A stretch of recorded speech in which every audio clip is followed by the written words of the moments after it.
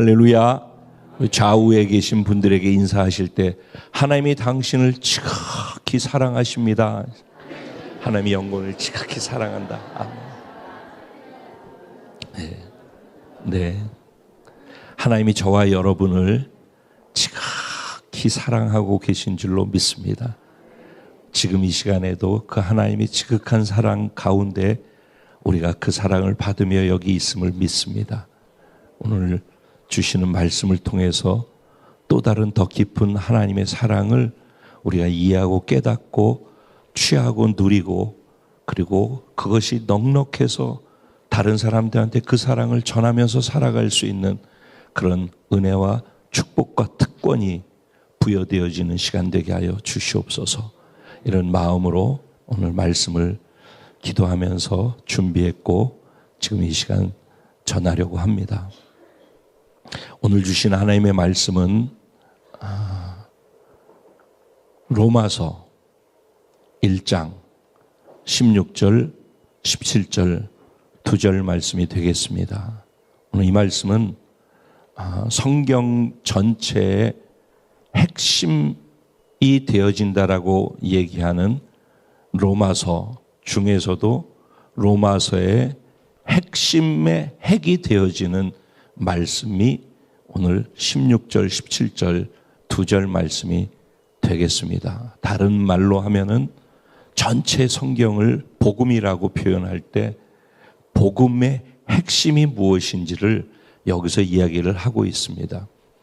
다른 말로 저희 교회에서 들어오시는 모든 분들에게 복음으로 양육을 받고 복음 1강부터 4강까지를 교육하는 그런 시간들을 통과하게 되어지는데, 여러분들이 오늘 이 말씀을 들으시면서 여러분들이 복음 양육을 받으면서 은혜 받았던 것들을 다시 한번 정리하고 회복되어지는 그런 시간 됐으면 좋겠고, 복음 양육을 받으면서 이해되어지지 아니하고 이 부분은 왜 이렇지라고 고민하면서 들었던 영역이 있다면은 다시 한번 새롭게 그 부분을 정리할 수 있고 이해해서 복음을 이해하고 지식의 정리를 넘어서서 삶의 모든 것들을 복음으로 소화시켜서 누리면서 살아갈 수 있는 그런 은혜가 오늘 말씀 속에 있게 되어지기를 간절히 바라면서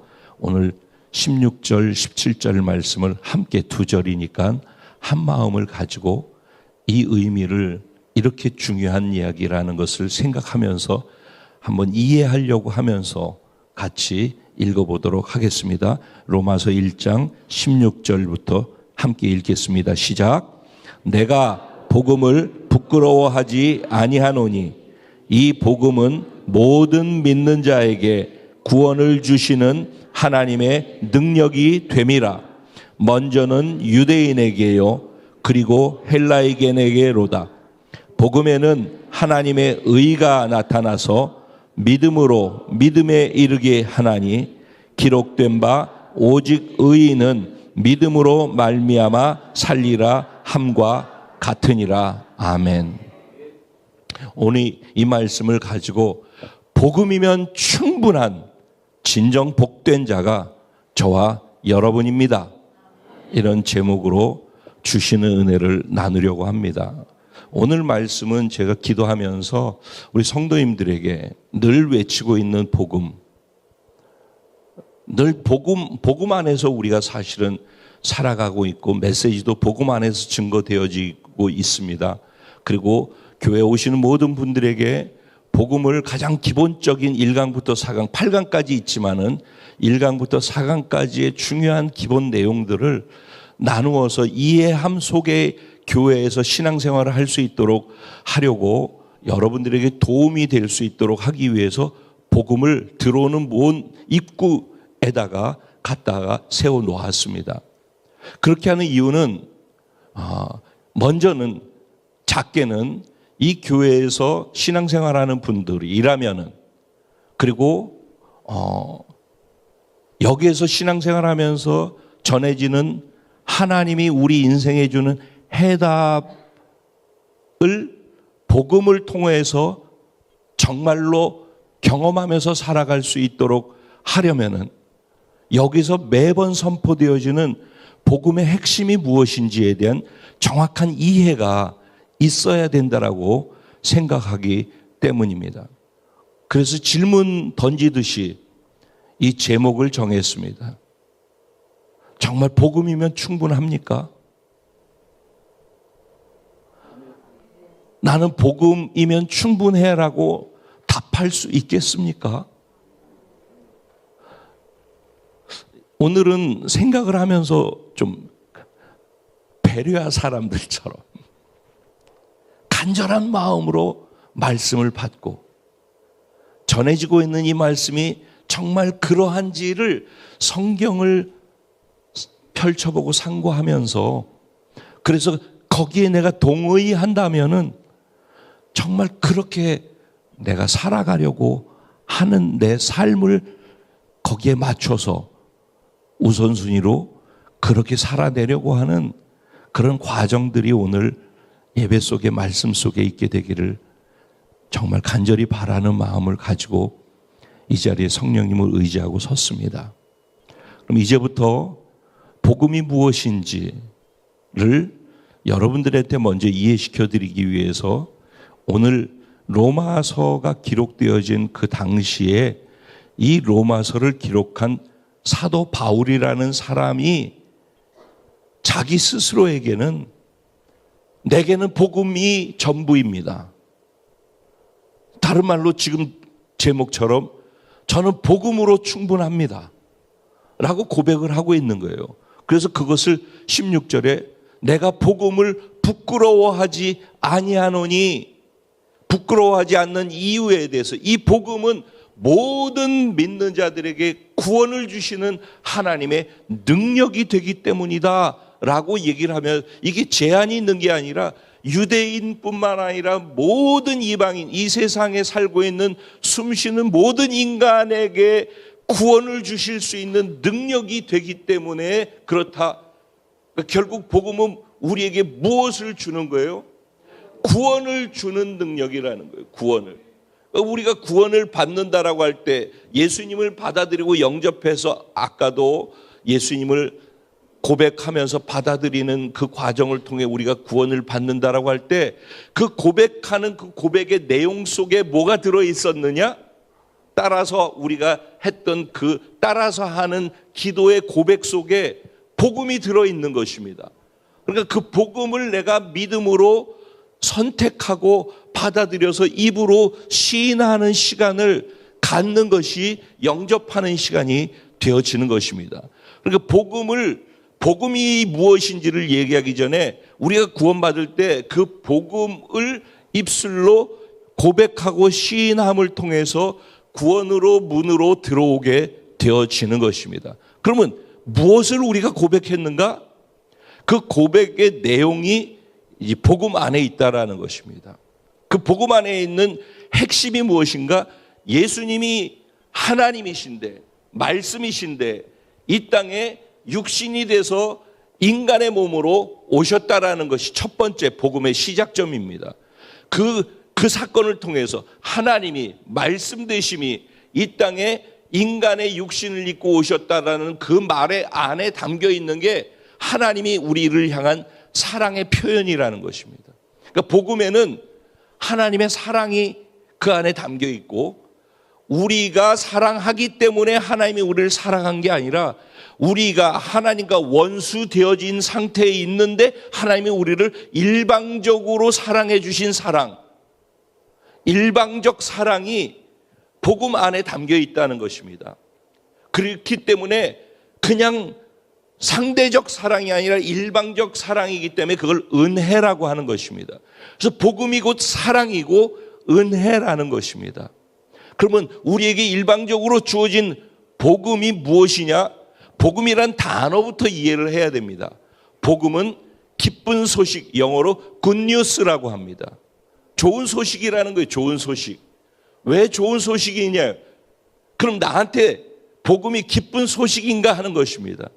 복음으로 우리가 구원을 받았는데 복음을 듣고 받아들여서 구원을 받았다라고 할 때 그 구원이 나한테는 기쁜 소식이 되느냐는 것입니다. 이게 이제 중요한 거예요. 구원을 받아서 교회에 나오고 예배를 드리는데 지금 예배를 드리는 내가 복음으로 구원받은 것이 기쁜 소식이냐는 것. 나한테 구원을 주는 복음이라고 하는 이 복음 안에 담겨 있는 이 내용이 소식이 나한테 기쁜 소식이냐는 거예요. 예배는 복음이 구원을 주어서 그 구원을 받은 것이 기쁜 소식이 되었기 때문에 나한테 기쁨이 있기 때문에 그 기쁨이 되는 복음, 그 복음을 주신 하나님 예수님을 높이고 예배하기 위해서 우리가 여기 모인 거거든요.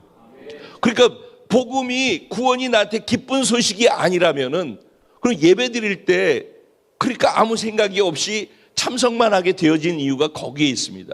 그러니까 복음을 알아서 구원을 받으면은 구원 받는 그 순간 복음으로 말미암아 받은 구원 때문에 예배가 시작되는 것입니다. 그러니까 예배가 시작되고 난 다음에 복음을 받아들임으로 구원받고 예배가 시작되어지지만은 복음을 경험하기 시작하면서 예배가 깊어지기 시작하는 것입니다. 그러니까 복음의 깊이에 따라서 예배 드리는 예배자의 깊이가 거기서 생겨나는 것입니다. 예배의 깊이가 복음 때문에 예배의 깊이가 깊어지면 깊어질수록 복음이 무엇인지 예배의 깊이가 결국 내 삶의 자리로까지 끌고 가서 삶의 예배까지 드릴 수 있게 만들어지는 것이 복음의 능력이라는 것입니다.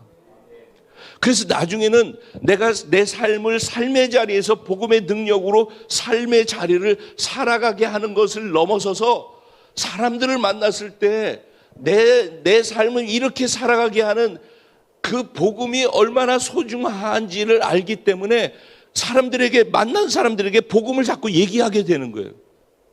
그래서 나한테 복음이 기쁜 소식이 된 사람의 입을 통해서 복음이 전해질 때 기쁜 소식이 전해지는 것이 되는 거예요. 그 사람에게. 그래서 복음인 거예요.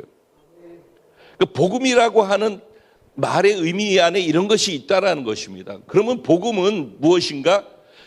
결국 한마디로 얘기하면 예수 그리스도가 복음인데 복음의 주인공이죠. 예수 그리스도가 복음의 주인공이에요.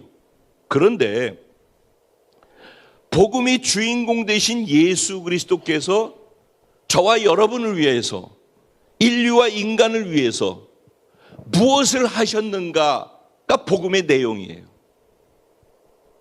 그러니까 예수님이 복음인데 복음 대신 예수님이 나를 위해서 멀리 가지 말고 나를 위해서 무엇을 하셨는가? 이 땅에 오셔서 죽으시고 부활하신 그 죽음과 부활의 사건을 통하여서 예수님이 나한테 무엇을 하셨는가? 그것을 복음이라고 하는 거예요. 그러니까 예수님이 나를 위해서 무엇을 하셨는가를 알아야지 복음을 아는 거고 복음이 나한테 기쁜 소식이 될 수 있는 것이고 내가 받은 복음으로 말미암아 받은 구원이 기쁜 소식이라는 걸 비로소 알게 되는 거예요. 그러니까 예수님이 나를 위해서 무엇을 하셨지? 그게 은혜고 사랑이라고 얘기를 하는데 예수님이 나를 위해서 하신 것이 공짜로 주어진 거니까 은혜인데 나를 위해서 하신 것이 다 사랑이라는 거예요. 사랑. 나를 사랑하셔서 그걸 하셨다는 거예요. 그러니까 나를 사랑하셔서 하신 그 모든 일들이 무엇이며 왜 했는지를 알 때 그래서 그렇게 하셨구나.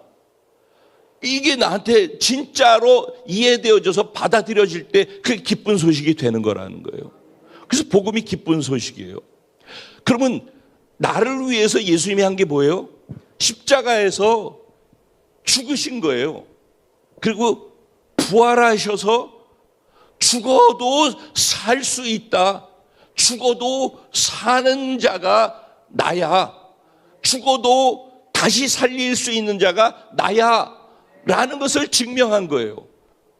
첫 번째는. 그러니까 예수는 죽어도 사는 자라는 것입니다. 그리고 예수님이 우리에게 구원을 주셨다라고 하는 것은 복음 안에 죽음과 부활이 있다라고 아까 얘기했잖아요. 근데 예수를 믿음으로 받아들이는 구원받은 자에게 그래서 우리에게 주신 게 뭐냐? 우리가 죽어도 다시 살아나게 해주시는 능력이 예수님 안에 있는 것이고, 그것을 믿음으로 받아들이는 사람에게 우리는 죽어도 사는 자가 되는 거예요. 그걸 영원한 생명이라고 하는 거예요. 그래서 구원이 무엇인가? 영원한 생명을 받아들이는 거예요.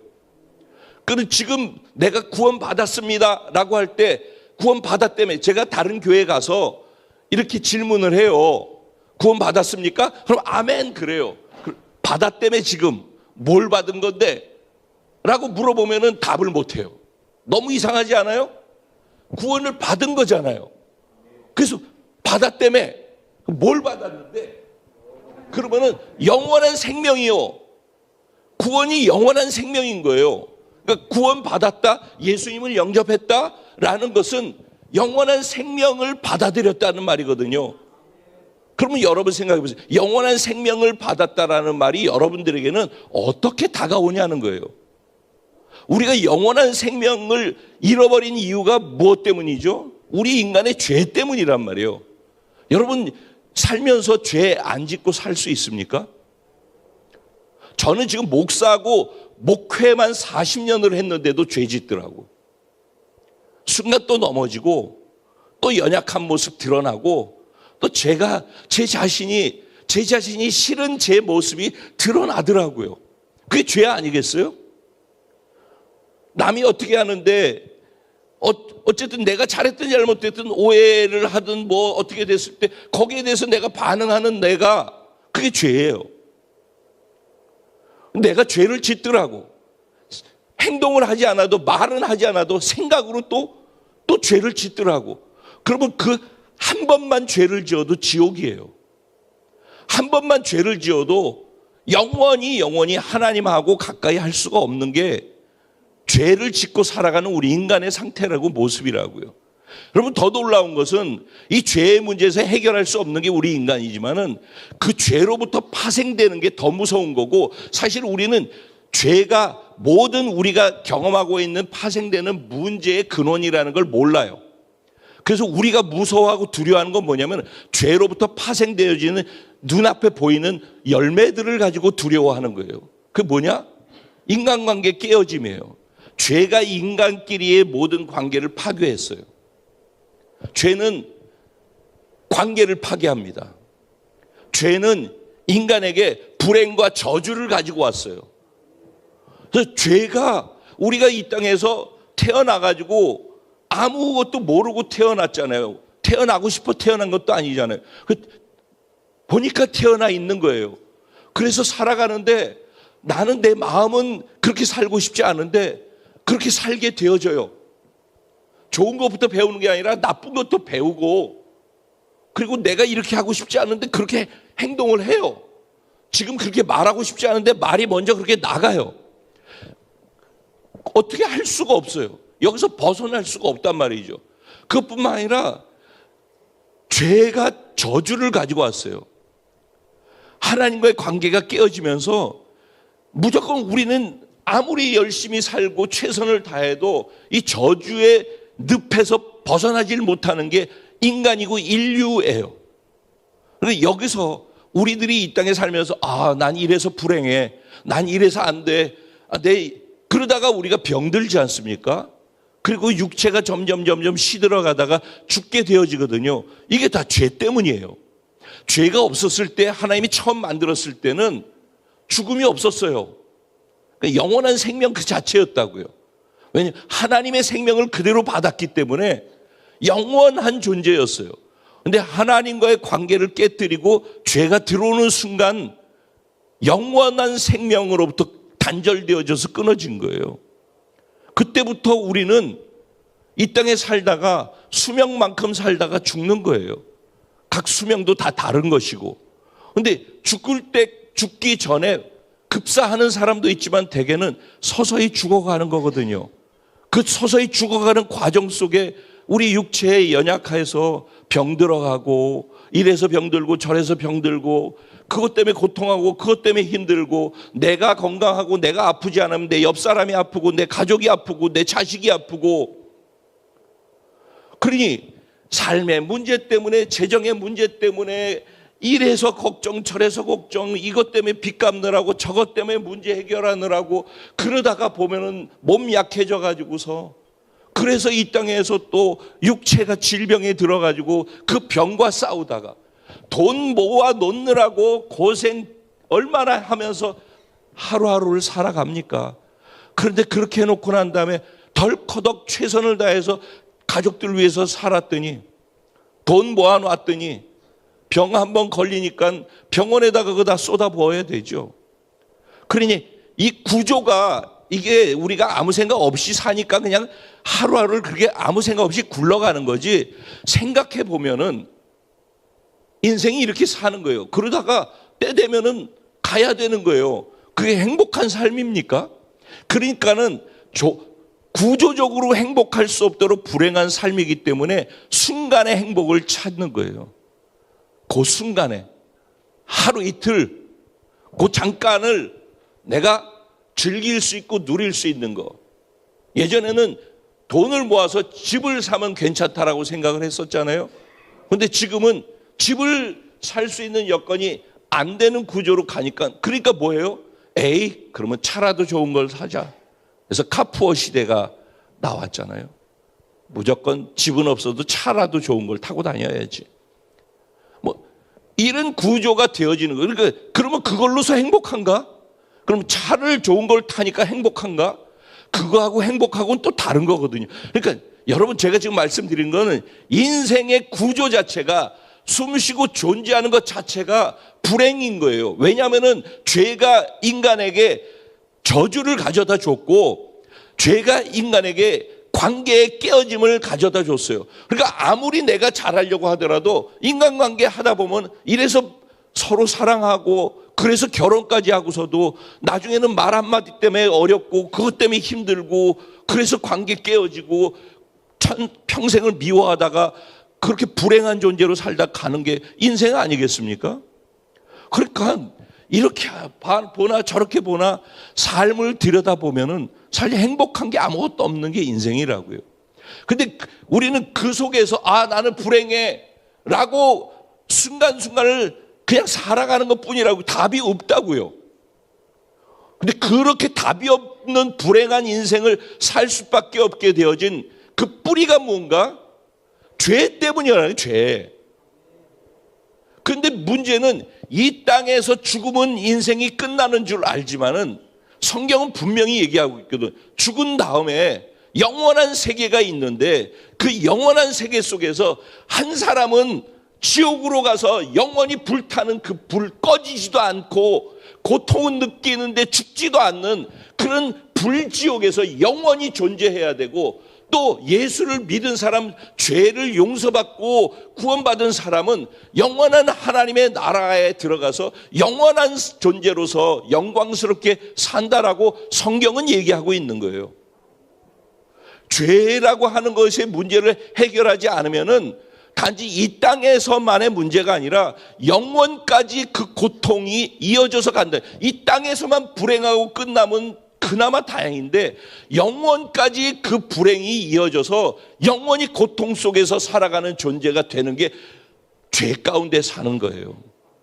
근데 이 죄 문제를 아까도 얘기했지만은 40년 목사로서 목회를 하고 있는 정말 그렇게 하지 않으려고 몸부림치고 저와 싸우는 저도 또 생각 속에서 연약해서 넘어지고, 내가 누군가 불편하게 하면 나도 불편한 생각을 한다라는 것 자체가 저는 하나님 앞에 죄송스러운 거거든요. 그것도 죄이거든요. 성경은 그것도 죄라고 이야기를 하거든요. 그러니까 저도 죄 가운데서 자유롭지 못한 거예요. 그러니까 그런데 하물며 그냥 일반적으로 사는 사람들이 밥 먹듯이 죄를 짓고 그러고 사는 거죠, 다. 이 죄가 뭔지를 모르는 거예요.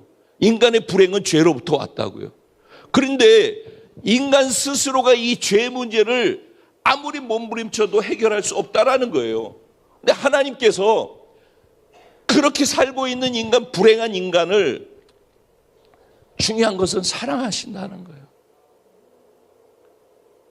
그래서 하나님이 어디 있어 그러고 지멋대로 살고 있는, 그 하나님 가슴에 대못을 계속 받고 있는 그 사람을 여전히 하나님은 사랑하신다라는 거예요.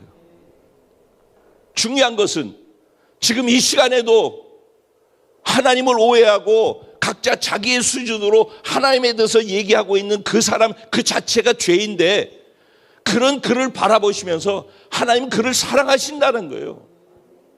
내가 너를 사랑해. 그래서 하나님이 선택한 게, 이 죄 문제를 인간들이 해결할 수 없으니까 내가 해결해 줘야 되겠다라고 해서 하나님이 이 땅에 인간이 돼서 오신 게 예수 그리스도인 거예요. 그래서 예수님이 복음이라는 그 좋은 소식 안에는 예수님이 하나님이신데 우리를 사랑해서 우리의 죄를 해결하기 위해서 인간이 돼서 이 땅에 오셨다라는 것이 복음의 시작인 거예요. 인간이 돼서 오셔서 인간이 살고 있는 삶을 33년 동안 사신 거예요. 그러면서 인간이 죄를 지을 수밖에 없는데 예수님이 인간이시면서 하나님이지만 하나님으로 사는 것을 다 내려놓고 인간이 돼서 인간으로 살면서 죄를 짓지 않으신 거예요. 그런데 죄를 짓지 않고 33년을 사셨는데 인간들이 죄 없는 예수님을 죄를 뒤집어 씌워서 그래서 십자가에 못 박아 죽인 거예요. 그래서 예수님이 죽으실 때 죄가 없으신데 죄를 뒤집어 쓰고 죽으신 거예요. 누구의 죄이냐? 죄 없으신데 죄를 뒤집어 쓰고 죽었는데 누구의 죄를 뒤집어 쓰고 죽었는가? 임창표의 죄를 뒤집어 쓰고 죽었다는 거예요. 여러분 개개인의 죄를 뒤집어 쓰고 죽었다는 거예요. 이 땅에 존재하는 모든 인류의 죄를 뒤집어 쓰고 죽으셨다라는 거예요. 그래서 너희들이 죄 문제를 해결할 수 없어서 너희의 고통스러움과 불행으로 사는 것을 끝내주기 위해서 내가 십자가에서 너희들의 죄를 지고서 죽었다라는 거예요. 죽고 끝난 것이 아니라 죽은 다음에 부활하셔서 죽음도 다시 이길 수 있는 능력이 나한테 있다. 너희를 사랑하는 그 사랑은 능력 없는 자의 사랑이 아니라 죽어도 다시 사는 능력 있는 자의 사랑이야. 내가 너희를 사랑해. 이게 예수님이 이 땅에 오심과 예수님이 죽으심과 예수님이 다시 부활에 살아나셨다라는 말 속에 담겨 있는 중요한 핵심 주제인 것이에요. 예수님이 사랑하셔서 이 땅에 오셔서 우리를 위해 죽으시고 부활하셨다라는 말 안에 담겨 있는 의미들이라고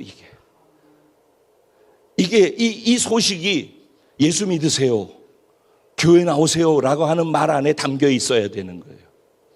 그 말을 듣고 내가 예수 믿겠습니다라고 했을 때 이것들을 이해하고 그것을 기쁜 나에게 이게 정말 나한테 이 저주의 불행의 고통의 이 인생 속에 나를 다시 자유롭게 죄로부터 자유로운 불행으로부터 벗어나는 삶을 살아갈 수 있도록 초청해 주는 것이 예수 믿으세요 라는 말이고, 예수를 믿음으로 영접하고 받아들이는 순간에 영원한 생명 되신 예수님이 내 안에 들어오시는 거예요. 그러니까 내 안에 들어오신 영원한 생명을 영접하는 것이 영접 기도를 하는 거란 말이에요. 그래서 입으로 시인하는 거예요. 그거를 인정하고 받아들이면서 거기서 구원이 이제 시작되어지는 첫 관문을 통과하게 되어지는 것입니다. 자, 그러면 이제 그렇게 받은 구원, 영원한 생명이 지금 여러분들에게는 죄로부터 자유하고 영원한 자유를 선언한, 불행으로부터 자유하고 저주로부터 자유하고 모든 절망으로부터 자유케 해주는 그 영원한 생명된 복음을 받아들인 여러분들은 구원받았다, 영원한 생명, 영생을 얻었다라는 그 구원이 좋은 소식, 기쁜 소식이 맞냐는 거예요. 여러분들에게. 여러분들은 지금 교회 나오고 구원받았다는 말을 어떤 만큼의 비중을 두고서 이해를 하느냐는 거예요. 그 당시에 오늘 읽은 내용은 내가 복음을 부끄러워하지 않는다고 했어요. 왜냐하면은 그 당시 사람들은 복음이 부끄러운 것이었어요. 하나님을 믿고 살았던 유대인들에게 있어서 복음은 신명기 21장 23절 말씀을 보게 되어지면은 나무에 달린 자마다 저주 가운데 있는 자라 그랬어요. 나무에 달린 자마다 저주 아래 있는 그 말씀을 누가 했어요? 하나님이, 신이 명령한 것을 기록한 게 신명기란 말이에요. 신명기 21장 23절에 나무에 달린 자마다 저주 아래 있는 자라 하나님이 말씀하신 거예요. 그런데 예수님이 이 땅에 오셔서 우리가 저주를 받아서 십자가에 못 박혀서 죽어야 되는 존재들이란 말이에요. 그래서 죄에 있는 우리가 저주 가운데 있는 자란 말이에요. 근데 예수님이 죄 없으시면서 우리의 죄를 뒤집어 쓰고 십자가에 못 박혀 죽어서 우리의 저주를 대신 받았단 말이에요. 그래서 예수님이 지금 십자가에 못 박혀서 있는 것이 보인다 한다면은 예수님이 저주를 받은 게 아니라 예수님이 우리가 받아야 될 저주를 대신 받아 주신 거거든요.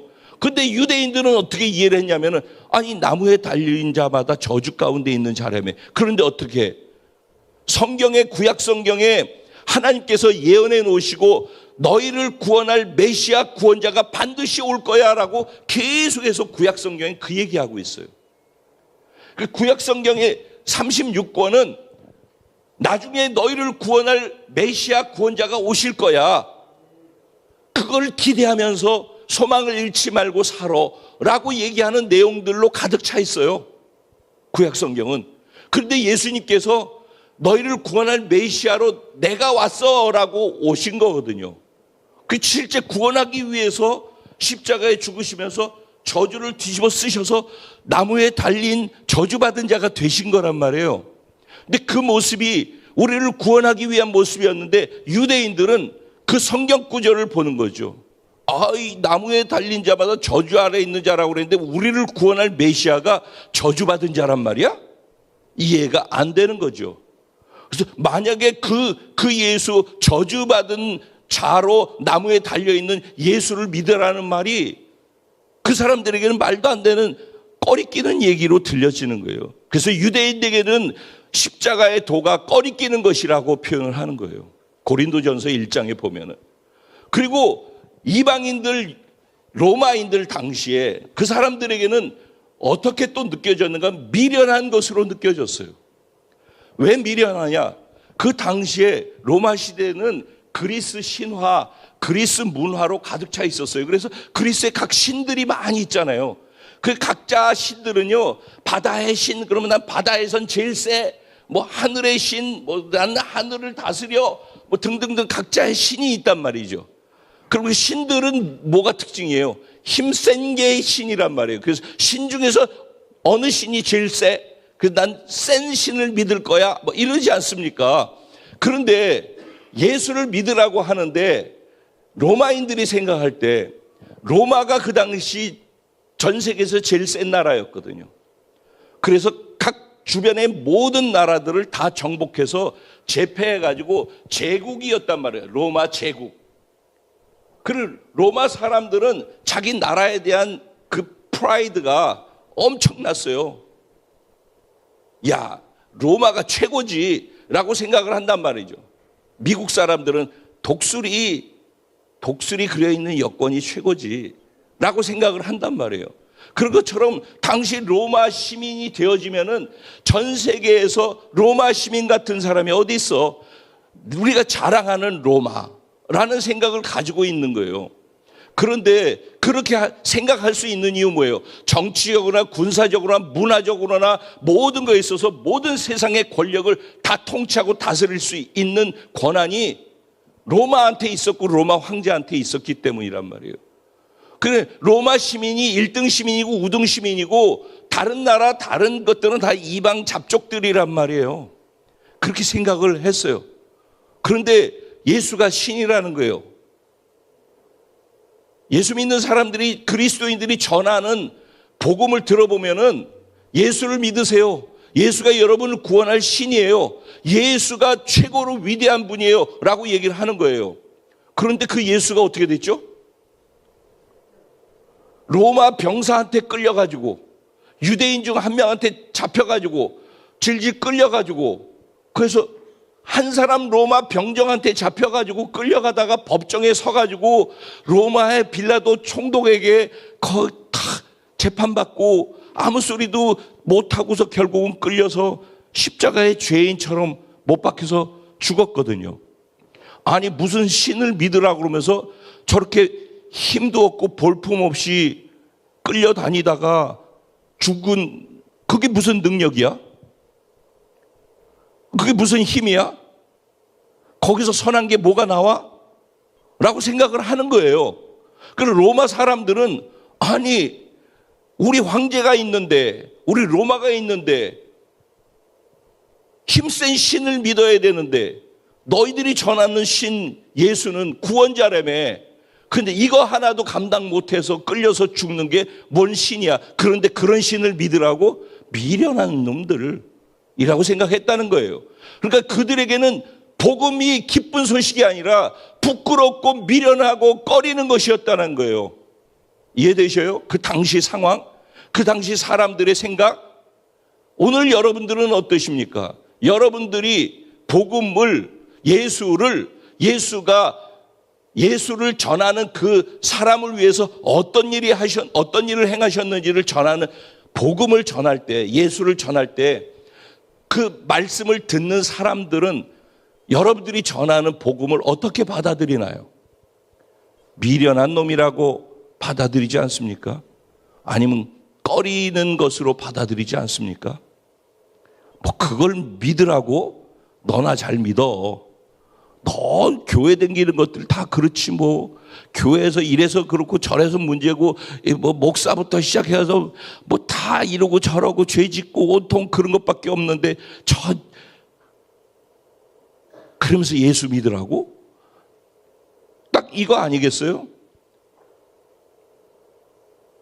사람들의 반응은 그렇고, 우리가 예수를 믿으라고 할 때 사람들이 이해하고 있는 이 예수 복음은 이렇게밖에 받아들여지지 않는다고요. 그럼 도대체 왜 기쁜 소식이냐는 거예요. 예수가 기쁜 소식입니다라고 외치고 다니는 바울은요, 이 복음, 예수가 기쁜 소식이라고 하는 이 말의 의미를 복음이라고 하는 거거든요. 그러니까 복음을 전하는 게 자기 인생의 전부였어요. 복음에 자기 전부를 다 걸었어요. 그가 왜 그랬을까요? 처음부터 그런 사람이었을까요? 아니에요. 그는요, 돈 많은 집안에서 태어난 사람이에요. 근데 원래 로마 사람이 아니었어요. 근데 집에 돈이 많아요. 그래서 로마 시민권을 돈 주고 산 사람이에요. 그의 아버지가. 집에 돈이 많아서 시민권을 돈 주고 샀다니까. 그래서 로마 시민이 됐어요. 왜? 그 정도로 로마의 시민이라는 것은 로마라고 하는 나라에 속한 자로서의 자부심이 있었거든요. 돈 주고 그 자부심을 살 만한 부자였다고요. 그런데다가 그는 공부를 탁월하게 잘했어요. 오늘날로 하면 하버드, 옥스포드, 우리나라로 굳이 치자면 뭐가 될까요? 서울대라고 해야 되나? 뭐가 됐든지 간에 그 당시에 최고의 엘리트들이 들어가는 대학교, 대학원을 다 수석으로 졸업한 사람이에요. 그 당시는 가말리엘이라고 하는 문화 그 밑에 있으면은 그게 하버드 학생이었던 거예요. 가말리엘 문화에서도 수석으로 가장 탁월하고 뛰어난 사람. 가말리엘은 뭘 하는 사람인가? 하나님의 말씀 구약 성경을 연구해가지고 연구해서 최고로 석학이었던 사람이에요. 그 사람 밑에서 최고로 공부를 해가지고 우등생 중에 우등생이 누구였는가? 바울이라는 사람이었어요. 그러니까 세상적으로도 로마의 시민권을 갖고 집은 부자였었고 학문적으로 공부는 최고로 잘하는 사람. 그래서 학문에 능통했어요. 그런데 예수 믿는 것들이 갑자기 나와가지고 예수가 진짜 구원자야. 예수를 믿어야지 구원받을 수 있고 너희 절망으로부터 해결할 수 있어. 그러니까 예수를 믿어. 그러는데 자기가 보니까 자기가 알고 있는 성경의 내용과 다르다라고 느끼는 거예요. 그러니까는 성경에 대해서 특심이 있었는데 가슴에 열정과 불이 있는 사람이었거든요. 근데 자기가 이해하고 알고 있는 성경과 반대되어지는 것처럼 얘기하는 것들을 얘기하면서 이게 구원이라고 하니까 이 이단들이 이단으로 잘못된 얘기를 한다라고 생각한 거예요. 그래서 열심히 특심이라서 돈 있는 거 가지고 예수 믿는 사람들 찾아다니고 잡으러 다닌 거예요. 그래서 예수 믿는 사람을 잡아가지고 심판대에 세워가지고 사람들 앞에 이 사람이 예수 믿는 사람이야. 이 사람은 어떻게 하면 좋을까? 그래서 스데반이 거기에 잡혀서 사람들한테 심판을 받아서 돌에 맞아서 돌로 계속해서 던지는 걸 맞아서 그 사람이 죽고 돌무더기에 쌓였어요. 스데반을 그렇게 만든 사람, 스데반을 죽게 만든, 순교하게 만든 사람이 누군가? 사도 바울인 거예요. 그 사람은 남을 죽여도 율법을 어기는 사람은 죽여야 되라고 생각하고 잡으러 다녔던 사람인데, 이게 자기 동네에서만 그런 게 아니라 남의 나라 다메섹까지, 남의 나라 수도까지 가가지고 그곳에 예수 믿는 사람이 있으면 그 사람들까지 잡아가지고 자기 나라로 끌고 와서 심판을 받도록 하기 위해서 남의 나라 수도로 가는 그 길, 거기 다메섹 도상이라는 게, 그 길 가다가 거기에서 부활하신 예수님을 만난 거예요. 거기에서. 그리고 꼬꾸라친 거예요. 그리고 그 순간 눈이 멀은 거예요. 거기서 진짜 예수님이 진짜 하나님이시구나, 무능력해 보이는 그것이 진짜 능력이구나를 개인으로 경험을 하게 된 거예요. 그래서 이제 다른 게 다 중요하지 않은 거예요. 로마도 중요하지 않고 로마 시민권도 중요하지 않고 내가 지금까지 소중히 여겼던 율법도, 공부한 것도, 자랑거리도 다 이제는 똥 오줌처럼 배설물로 여겨서 다 버리겠다라는 거예요. 그리고 이제부터는 이 복음, 예수 그리스도 진짜인 그분을 전하는데 내 인생을 드리겠다라고 결정을 한 거예요. 그래서 모든 사람들이, 유대인이나 헬라인이나 모든 다른 사람들은 예수를 믿으세요, 구원받으세요, 불행으로부터, 절망으로부터 벗어나세요라는 얘기를 하면은 웃기는 얘기하지 말라고 코웃음 칠 때 자기는 그런 사람들을 잡아서 죽이려고 했던 사람이었는데, 이제는 자기 인생이 180도로 바뀌어서 예수를 전하는데, 예수가 너를 위해서 뭘 하셨는지, 각 장소를 다니면서, 각 나라를 다니면서 예수가 너를 위해서, 너희들을 위해서 무슨 일을 하셨는지 그것을 전하는 사람이 된 거예요. 그래서 예수가 우리를 사랑하셔서 십자가에 죽으신 이유가 그것 때문이라는 것을 외치는 복음을 전하는 복음의 사도가 되어진 거예요. 그러니까 복음이 무엇인지 우리가 모르고, 우리가 받은 구원, 영원한 생명이 무엇인지를, 그 가치를 이해하지 못하면은 이 세상의 가치관을 가지고 영원함의 시간을, 영원한 생명을 받았다라는 것을, 영원한 지옥으로 가지 아니하고 영원한 생명으로 영원한 하나님 나라에서 살 수 있게 됐다라는 것이 어떤 것인지를 모르는 사람은 구원이 그래서 가벼운 거예요. 하나님이 우리를 위해서 대가를 지불하신 사랑의 대가가 얼마나 크고 위대하고 놀라운지를 모르는 거예요, 사람들이.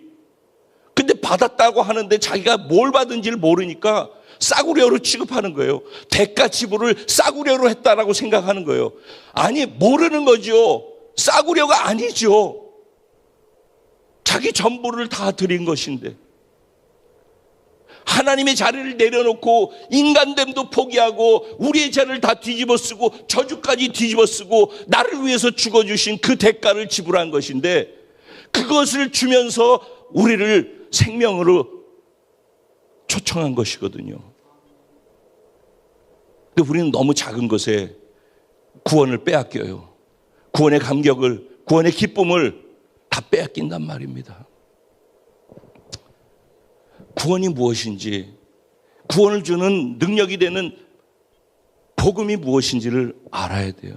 왜 어떤 사람에게는 자기 인생을 다 걸고 복음만 외치다가 인생을 끝내도 나는 불행하지 않다, 나는 행복하다, 나는 감사하다, 복음을 전하다가 그가 매 맞은 건 얼마나 수도 없이 맞았으며, 복음을 전하다가 얼마나 많이 감옥에 끌려갔으며, 복음을 전하다가 얼마나 많은 채찍에 맞았으며, 복음을 전하다가 절벽에서 던져져 가지고 급 낭떠러지 떨어져서 죽은 시체인 줄 알고 버렸고, 복음을 전하러 배 타고 가다가 배가 뒤집히는 것 같은 그 큰 풍랑을 만나서 죽을 것 같은 위기에 처하기도 하고, 그 남은 예수를 믿기 이전의 생애와 예수를 믿기로 하고 복음을 전하는 것에 자기 인생 전부를 건 그 삶하고는 비교할 수 없어요. 인간적으로 보면은 예수 믿어서 손해밖에 없고 고통밖에 없고 절망밖에 없고, 그런 인생을 예수 믿어서 왜 해? 왜? 모두 다 그렇게 얘기하는 거예요. 그러니까 부끄럽고 예수 믿는 거 별로 안 좋은 거 같고 피곤하고 복잡한 거야. 교회 나가봤자 불편한 것밖에 없고 하지 말라는 것밖에 없어. 주로 이런 식으로 생각을 하는 거예요. 뭐가 뭔지를 모르니까. 그런 게 아니라는 거예요. 저도 부족하지만 저 인간 쓰레기처럼 살던 인간이, 지금도 또 여전히 새는 바가지인 인간이, 제가 지금도 여전히 바울처럼 복음을 전할 수밖에 없는 것은, 그래서 죽을 수밖에 없고 저주 속에 살고 불행하게 살아서 죽고 싶은데 죽지도 못하는 그런 인간을 이렇게 살게 해주신 그 십자가의 복음의 은혜가 저에겐 사무치게 감사해서 복음밖에 전할 게 없는 거예요. 저도 제가 지금 복음을 전하면서 완전한 존재이기 때문에 전하는 게 아니에요. 복음은 완전한 자가 전하는 게 아니에요. 완전하지 않은데 완전하다라고 선언해 주신 하나님의 은혜를 아는 자가 복음을 전하는 거란 말이에요.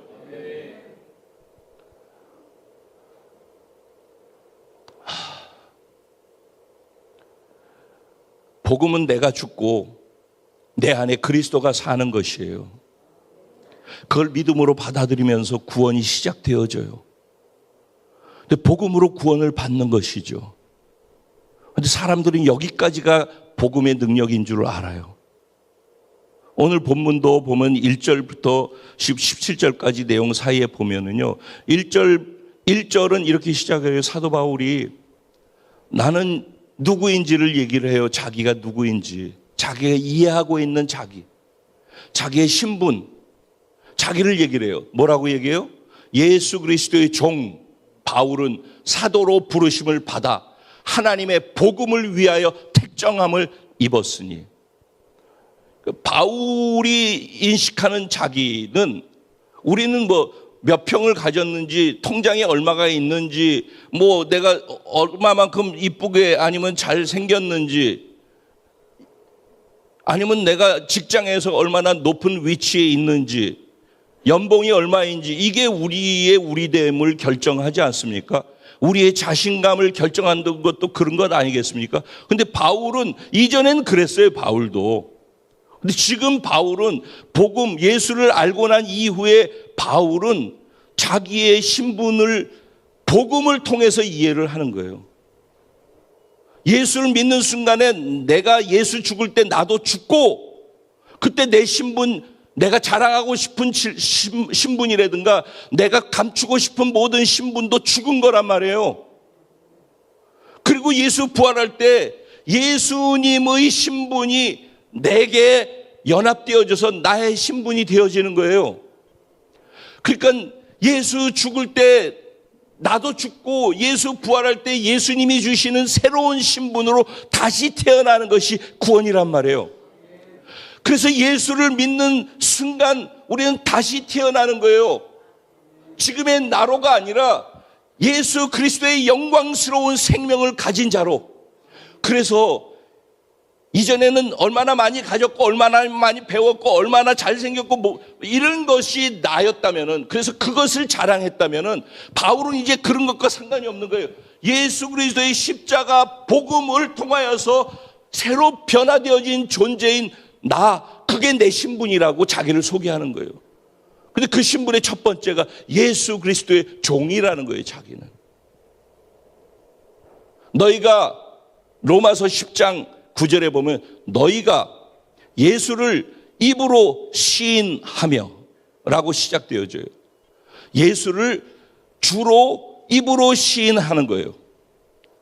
그러면은 여기 같이 한번 읽어봐요. 시작. 내가 만일 내 입으로 예수를 무엇으로?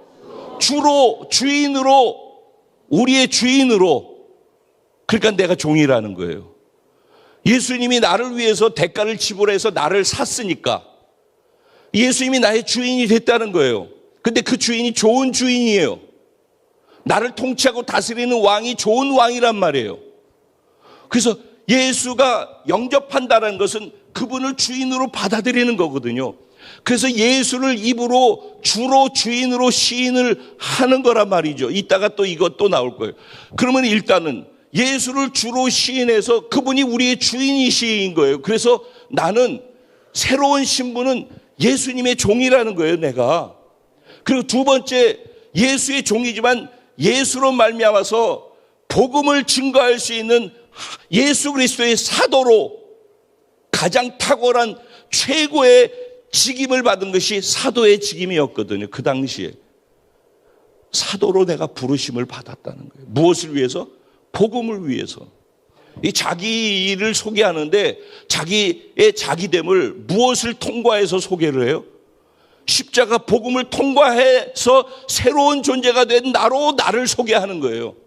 그러니까 바울은 시작전부터 예수 믿는 순간부터 자기의 존재가 바뀌어졌고 이제는 그게 한순간으로 끝나고 그 사건은 지나고 나로 예전의 나로 사는 게 아니라 그때부터는 어딜 가든지 새로 변화되어진 새로운 나로 자기를 소개하는 거예요. 이제는 전 예수님의 종입니다. 예수님의 복음을 위해서 사도로 부름을 받은 자입니다. 이게 바울의 정체성이었다는 거예요. 그러니까 바울에게 있어서 복음은 전부인 거예요. 전부. 그 복음이 무엇인지를 얘기하는 게 2절부터 쭉 얘기를 하는 거예요. 2절부터 4절, 5절까지가 내가 나를 이렇게 바꾸는 그 복음이 무엇인지, 이 복음은 하고 시작하라. 하나님이 선지자를 통해 그 아들에 관하여 성경에 미리 약속하신 거. 그러니까 구약 성경 얘기하는 거예요. 구약 성경의 선지자들을 통해서 미리 약속했던 그것, 너희를 구원하러 메시아가 올 거야 라고 하는 그 약속이 바로 이 복음 안에 있는 내용이라는 거예요. 그 약속이 무엇인가? 그 다음 절에 보면은 그의 아들, 즉 하나님의 아들에 관한 것이고, 거기에 대해서 얘기를 하면은 하나님의 아들이, 하나님이, 영이신 하나님이 육신으로 이 땅에 다윗의 혈통으로 태어났다라는 거예요. 이 땅에 오셨다는 건 육체로. 그 다음에 성결의 영으로는 죽은 자들 가운데서 다시 살아났다는 거예요. 그러니까 죽음과 부활을 얘기를 하는 거예요. 그리고 능력으로, 부활의 능력을 가지고 하나님의 아들이라는 걸 증명하면서 선포하셨다라는 거예요. 이게 복음이라는 거예요. 그래서 예수님이 이 땅에 오심, 육신으로 오심, 죽으심, 부활하심이 복음의 핵심이라고 말씀을 드리는 거예요. 그게 복음이라는 거예요. 그래서 복음의 주인공은 누구예요? 예수 그리스도. 그 예수 그리스도가 뭐 했다는 거예요? 우리를 사랑하셔서 우리를 위해서 이 땅에 육신으로 오셨고 죽으셨고 부활하심을 통해서 하나님의 아들이라는 하나님의 능력을, 죽은 자도 살리는 능력을 드러내 보여주심을 통해서 자신이 하나님이고 메시아 구원자라는 걸 증명했다라는 거예요. 이게 복음이라는 거예요. 그게 누구라? 예수 그리스도라는 거예요. 그 다음 말씀 볼래요? 그 복음 예수 그리스도로 말미암아서 우리가 은혜로 공짜로 사도의 직분을 받아서 그의 이름을 위하여 모든 이방인 중에서 믿어 순종하게 하는 거예요. 복음을 믿음을 통해서 순종이 나오는 거예요. 복음 아닌 다른 것으로 안 된다니까.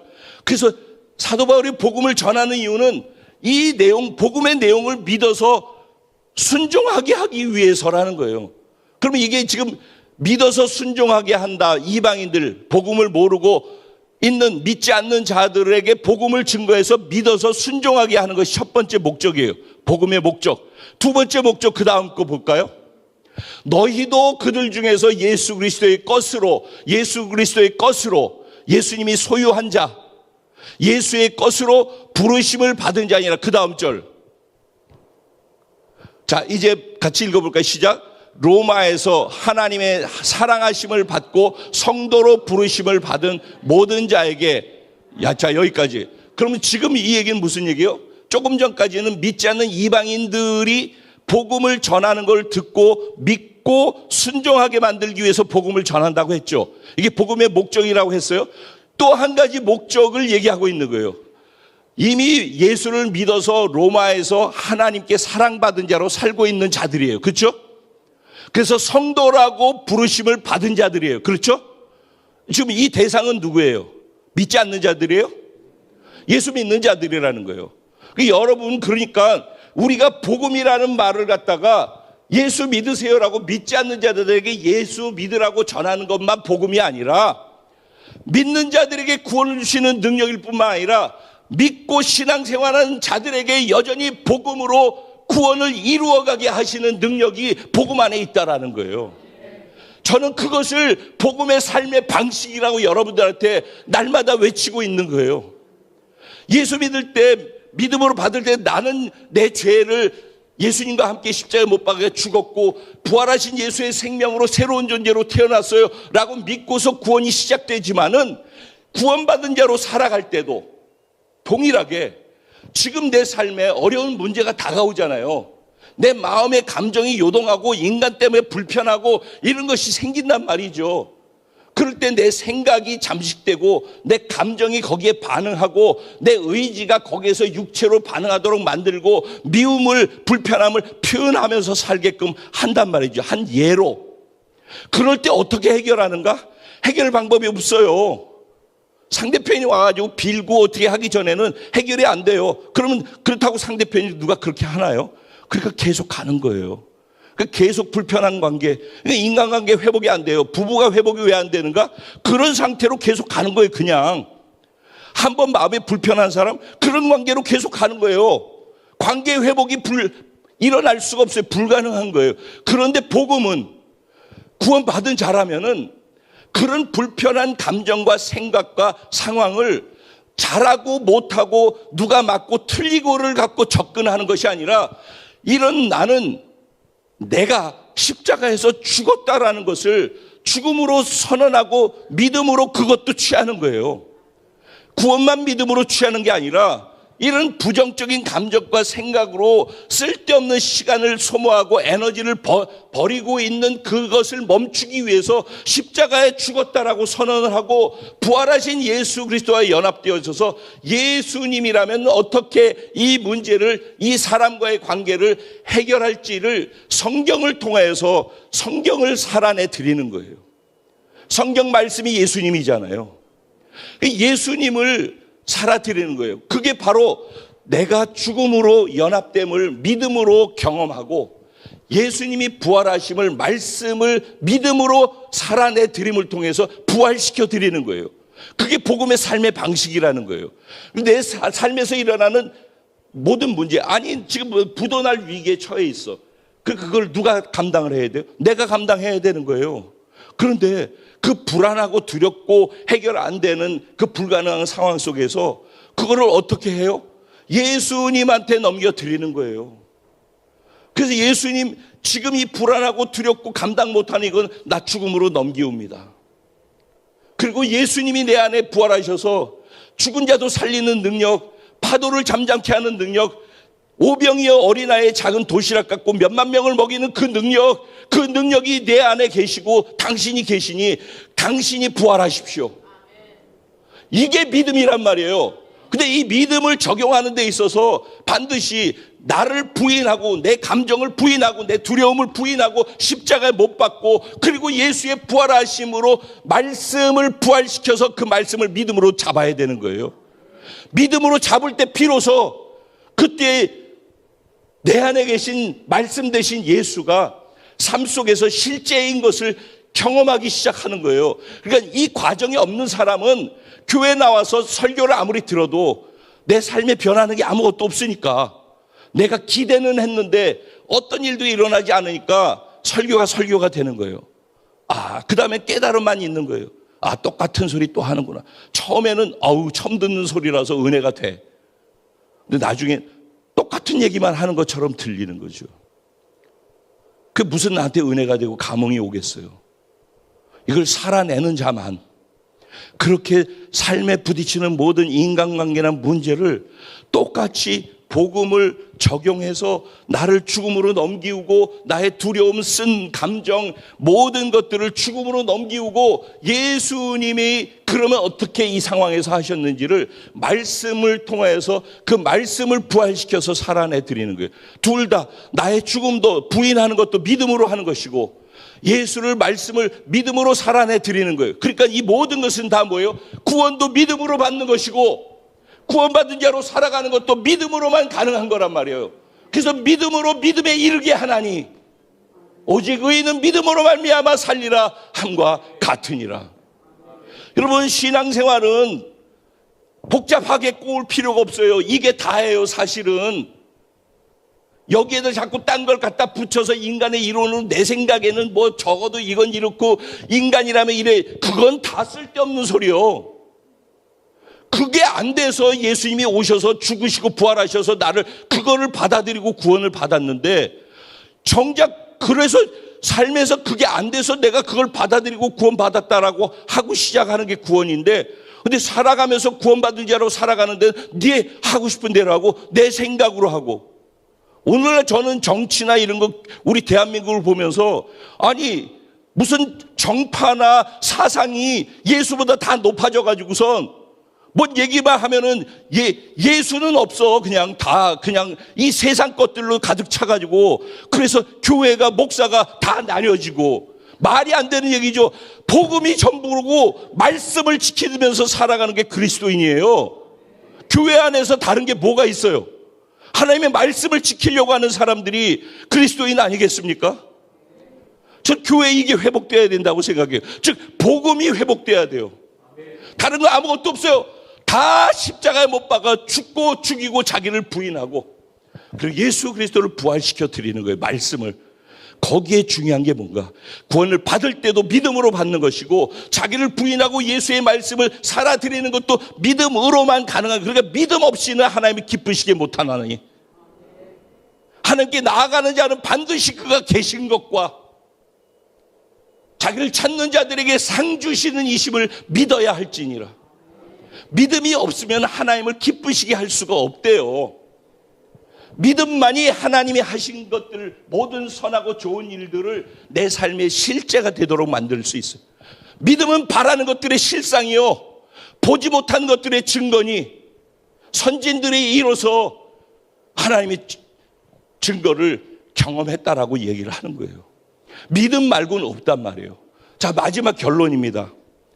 복음이 무엇인지를 알았죠. 그리고 그 복음은 믿음으로만 우리에게 경험되어지는 거예요. 근데 왜 이게 여기서 그렇게 들어오는 사람에게도 복음을 알려주고, 여기서 살아갈 때마다 복음을 얘기하고, 그런데도 왜 이게 경험이 안 될까요? 이제 마지막 결론에서 여러분 잘 생각해 보시기 바랍니다. 아까 로마서 10장 9절 다시 읽어볼까요? 로마서 10장 9절 말씀 같이 한번 또박또박 읽어보기 시작. 내가 만일 내 입으로 예수를 주로 시인하며 또 하나님께서 그를 죽은 자 가운데서 살리신 것을, 여기까지가 뭐예요? 복음이죠. 죽고 살고 나오죠. 죽음과 부활이 나오죠. 복음은 반드시 죽음과 부활이 나와요. 아멘. 그래서 하나님께서 그를 죽은 자 가운데서 살리신 것을 내 마음에 믿으면 구원을 받으려. 여기도 믿음이 나오죠. 구원의 전제 조건이 뭐예요? 입으로 시인하는 거죠. 예수를 주인으로 받아들이는 거죠. 그 다음에 뭐라고요? 예수께서 우리를 위해서 죽으시고 부활하신 것을 하나님께서 하도록 그분의 능력을 드러내셨다라는 거 아니겠어요? 이거를 어떻게 알아요? 믿으면 구원을 받는데 그 앞에 뭐가 있어요? 이게 핵심인 거예요. 마음의 믿으면이에요. 마음은 우리 영혼의 중심이에요. 생각으로 교육받고 공부한다고 해서 지금 얘기한 내용들을 머리로 들어서 교육한다고 해서 이게 내게 되는 게 아니에요. 지금 전해진 이 말씀이, 즉 예수 그리스도의 생명이 내 마음에 들어와야 돼요. 복음이, 내가 알고 이해하고 있는 복음이 내 마음의 자리를 잡아야 돼요. 내 마음이 보좌가 있어요. 근데 내 마음의 보좌에 내가 앉아 있기 때문에 어떤 상황이 발생했을 때 주인이 나니까, 보좌의 주인이 나니까 내 생각대로 반응하고 내 감정대로 반응하고 그러는 거예요. 내 마음에 복음이 자리 잡고 있으면은 복음의 방식이 마음에서부터 흘러가게 돼 있어요. 마음에 예수 그리스도를 중심에 두어야 돼요. 복음의 삶의 방식을 중심에 둬, 신앙생활의 중심에 복음의 삶의 방식을 두어야 해요.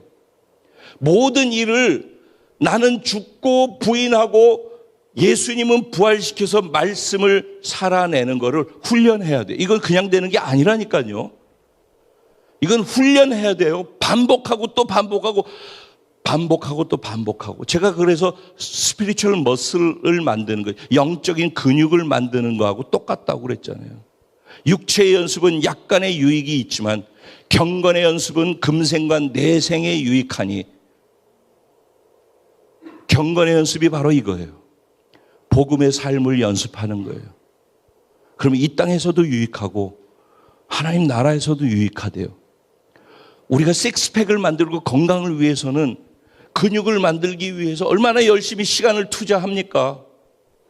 다른 건 안 하고 모든 걸 다 안 해도 헬스장 가가지고선 쇠질 하는 것은 반드시 해야 되잖아요. 그게 우리의 삶의 루틴이 되어지는 거 아니겠어요? 그래야지 건강하다라고 생각하니까. 육체적 근육을 만들기 위해서도 매일 고정적으로 적어도 하루에 1시간, 2시간을 쇠질을 함을 통해서 근육을 만들고 몸을 건강을 유지한단 말이에요. 우리가 예수 믿어 구원받았다는 건 영적 존재가 됐다는 거거든요. 영적인 하나님의 자녀의 영원한 생명을 받은 거거든요. 그러면 영적 존재로 살아가기 위해서도 영적인 쇠질을 해야 되는 거거든요. 그게 말씀을 보는 것이고 기도를 하는 것이고, 내 삶에서 신앙인으로서 구원받은 자로서 내가 근육을 만들어야 된다니까. 육체적 근육은 육체적으로 애굽에서 구원받지 않은 자로 살아가던 건 몸에 이미 다 배 있어요. 일부러 연습할 필요도 없어요. 자동이니까. 남을 미워하는 거 자동이잖아요. 근데 남을 용서하고 사랑하는 거 그게 되나요? 안 돼. 그러니까 그거를 근육을 만들어가지고 훈련해야 되는 거예요. 근데 그거는 하기 싫거든. 근육 만들려면 얼마나 피곤한지 아시죠? 처음에 하면 몸이 얼마나 힘들고 부대끼는지 아시죠? 해본 사람들은. 몸에 익숙해지기 전까지는 근육이 만들어지는 과정 속에 그냥 몸살을 하고 근육아리를 하는 거예요. 근데 우리 그 과정을 안 한다고요. 육적으로는 하면서 영적으로는 투자를 안 한다고요. 그러면서 설교만 맨날 듣고 마음에 그분이 없어서 그래요. 설교가 마음까지 들어가야 되는데 여기에 있어요. 마음에 들어가야지 그때 움직여요. 사람이 마음을 빼앗기면 다 뺏기는 거 아시죠? 사랑한다는 건 마음이 빼앗겼다라는 거예요.